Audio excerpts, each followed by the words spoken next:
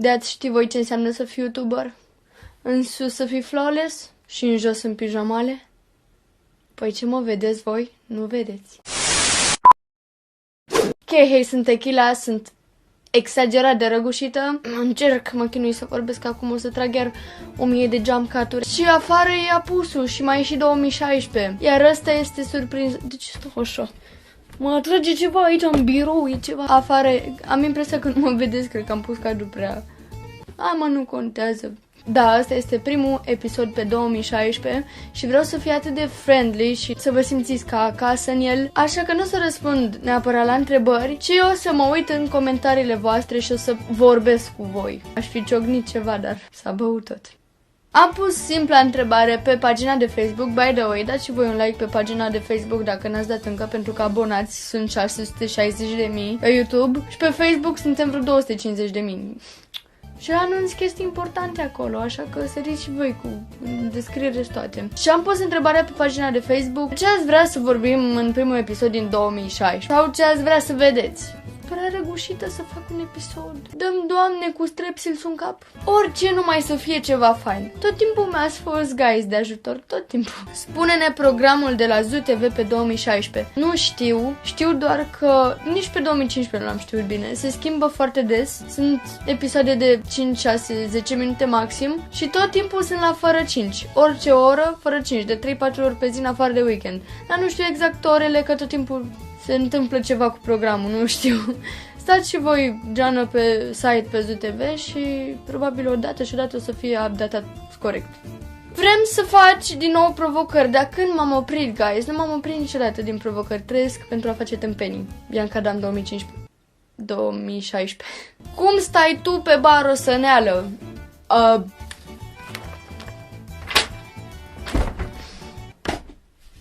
Aș vrea să văd reacția ta când vei observa că mai e o zi de vacanță. Nu glumiți cu mine cu chestii de astea, pentru că eu o iau personal și mă duc și plâng. Și chiar plâng. Și mi se strică zenul, intră ceva în starea mea, mă lovește, intră aici, în inimă, opresc camera și nu mai gata, eu plec. Lăsați-mă în pace.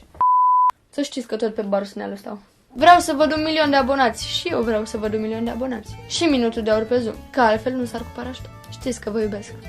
Mi-a clipit un ochi înaintea celuilalt. Cred că m-am defectat. Mă dezmembrez. Tequila, de ce nu faci iPhone Game 2 ca și o tradiție? Toate episoadele mele sunt o tradiție. O tradiție! Câte perle o să mai scot? Fac aproape 2 episoade pe săptămână, deci o să fac toate tâmpenile din lume. Inclusiv iPhone Game și o să vă și povestesc. Mamă, câte tâmpenii am să vă povestesc, Dumnezeule. Fă un best-of pe 2015. Sunt multe părți faine, foarte multe, hai. I'm a Trumpster, motherfucker.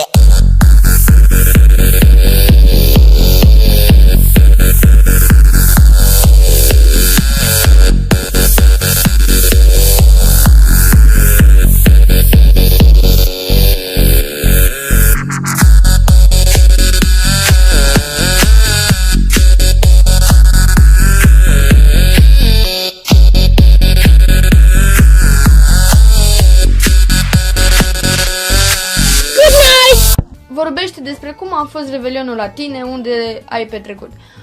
Păi, o luăm în ordine. Ne-am pregătit de revelion cu 2-3 luni înainte și ne-am făcut un chat pe Facebook care se numește Surorile Famea. De ce Surorile Famea? Pentru că tot timpul ne e foame. De ce surori? Pentru că idolii noștri, idolele noastre, sunt surorile Osoianu. Ne-am făcut poster cu ele, sunt ele.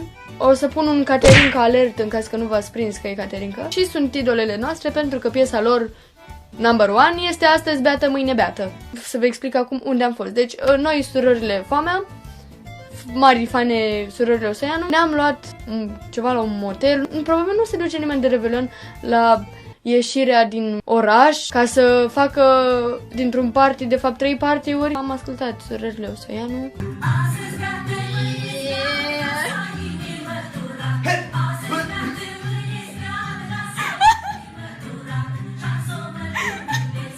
Am filmat acolo un episod, o să-l vedeți. Următorul, de fapt, o să fie ruleta cu frișcă, filmat acolo, cu toate surorile. Ne-am făcut și shooting foto surorile foame army. Și am scos și cuierul la shooting pentru că cineva trebuia să țină gercile, că deja începuse să ningă când făceam noi poze, ne era super frig.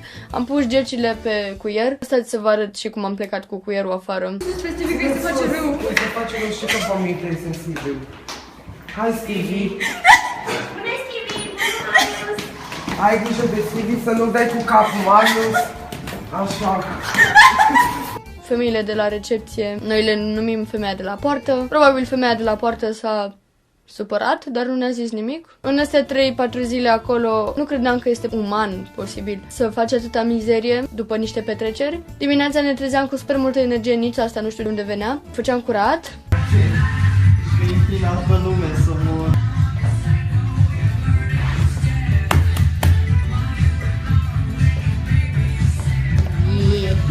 După ce am scos cuierul, s-a legat așa o relație foarte importantă, l-am numit Stevie și pe el și am început să facem farse. Sunteți dramatici maxim. Oarba,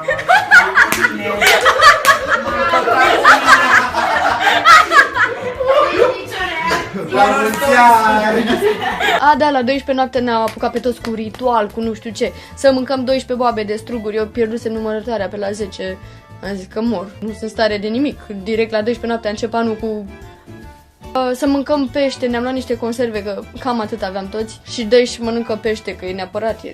Ufuc mai are și n-are alergie, dar nu suportă peștele și a mâncat obligat forțat de noi. Unul din prietenii mei și-a băgat în chiloți un ambalaj de corn pentru că n-avea nimic roșu. Trebuie să improvizezi când ești în câmp, probabil, nu?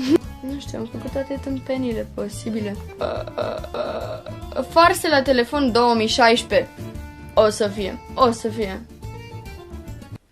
Fă ceva extrem. Așa din prima? Dar cum să nu încep eu anul cu ceva extrem? Ori să sară în zăpadă ca nins, ori să sară în zăpadă în tricou ca nins. Sau în maiou. În maiou mai bine.